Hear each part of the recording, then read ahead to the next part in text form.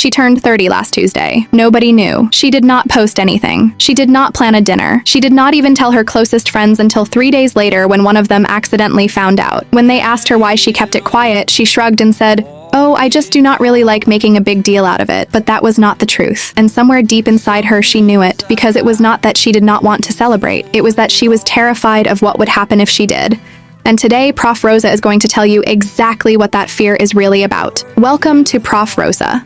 Wise words for strong women. If you have ever downplayed your own birthday, if you have ever said, "Oh, do not worry about it," or "It is just another day," or "I do not need anything special," then this video is for you. Because what most people dismiss as being low maintenance or not needing attention is actually something much deeper and much more worth understanding. Today, we are going to explore the real psychology behind why so many women minimize their own birthdays, why they deflect celebration, why they make themselves smaller on the one day of the year that is literally designed to be entirely about them, and more importantly, what it says about how they have learned to see their own worth. In all my years of studying people and human behavior, I have noticed something that keeps showing up again and again. The women who are the most generous with everyone around them, the ones who remember every birthday, who plan every surprise, who show up for every celebration with a card and a cake, and genuine excitement for the people they love. Those same women are often the ones who go completely quiet on their own birthday. They do not ask for what they want. They do not make a reservation at the restaurant they have been thinking about for months. They do not send a single reminder to the people who matter to them. And when their birthday passes with barely a whisper, they tell themselves it is fine. They are not the type who needs a big fuss. But here is what Prof Rosa wants you to really hear. It is not that you do not need celebration. It is that somewhere along the way you learned that needing it was dangerous. That wanting to be celebrated was asking for too much. That making yourself the center of attention even for one day was somehow selfish or embarrassing or bound to end in disappointment. And that belief did not come from nowhere. It was taught to you. And it is time to understand where it came from. Let me tell you about a pattern that psychologists call chronic self-erasure. It is what happens when a person consistently makes themselves smaller to accommodate the comfort of others. When they shrink their needs, minimize their desires, and convince themselves that what they want is either too much or not important enough to matter. And for many women, this pattern starts long before adulthood. Think about the messages girls receive growing up. Be considerate. Do not be too needy. Do not make everything about you. Be grateful for what you have. Do not draw too much attention to yourself. All of these messages individually might seem reasonable, but when they get absorbed together by a young girl, they create a very specific internal belief. My needs are less important than the needs of the people around me. And that belief gets reinforced every time a girl puts herself last. Every time she dismisses her own feelings to keep the peace.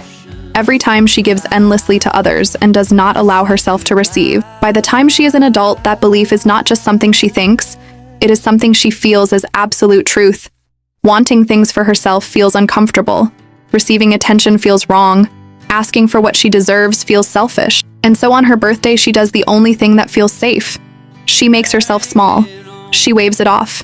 She tells everyone not to bother. Because if nobody celebrates her, she cannot be disappointed. And if nobody knows it is her birthday, she cannot find out how many people would have forgotten. That last part is important. Because for many women, skipping their birthday is not just about not wanting attention. It is about protecting themselves from finding out how little they receive. Let me tell you about a woman I will call Diane. Diane was the kind of person everyone loved. Thoughtful, generous, always the first to organize a birthday dinner for her friends. Always the one who remembered the details and made everyone feel genuinely seen. When her own birthday came around, she mentioned it quietly to a few people and waited. The day came and went. 2 friends texted. 1 called. The dinner she had quietly hoped someone would plan never materialized. She told herself it was fine. She had not made a big deal of it, so she could not expect a big deal in return. But the truth was, the hurt sat with her for weeks. Not because her friends were bad people, but because the gap between what she quietly hoped for and what actually happened felt like confirmation of something she had always feared, that when it was her turn to be cared for, the room would be empty. Psychologists call this a self-fulfilling prophecy. When we expect disappointment, we behave in ways that make disappointment more likely. We do not communicate what we want. We do not give people the chance to show up for us. And then when they do not, we use it as evidence that we were right not to hope in the first place. The problem is not that Diane was unworthy of celebration. The problem is that she had learned to make herself invisible before anyone else could overlook her.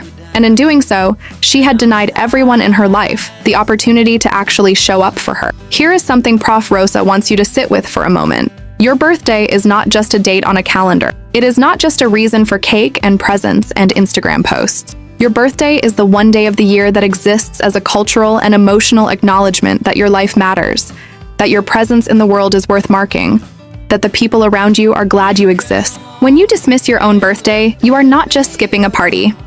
You are practicing the belief that your existence is not worth making space for. You are rehearsing smallness on the one day designed to remind you of your worth. And here is what Prof Rosa has learned from a long life of watching people. The way a woman treats her own birthday is almost always the same way she treats herself in every other area of her life. The woman who refuses to celebrate her birthday is often the same woman who does not speak up when her needs are not being met, who accepts less than she deserves in her relationships, who gives generously to everyone around her while quietly starving herself of the same care. Your birthday is a mirror, and what it shows you about how you value yourself is worth paying attention to. Now I want to be clear about something. Celebrating your birthday does not mean you need a party with 100 people.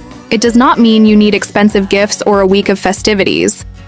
It simply means that you allow yourself to be acknowledged, that you give yourself and the people who love you permission to mark the fact that you are here and that your life has value. It means you tell people what you want instead of waiting and hoping they will guess correctly. It means you make a reservation at the restaurant you actually want to go to instead of saying wherever everyone else wants is fine. It means you receive a compliment or a gift or a card without immediately deflecting it or minimizing it. Real celebration is not about ego. It is about practicing the belief that you are worth showing up for. And here's the beautiful truth that Prof Rosa wants you to hold on to. When you allow yourself to be celebrated, you give the people who love you a gift. You give them the chance to show you how much you mean to them. You give them a specific moment to say, I am glad you are in my world.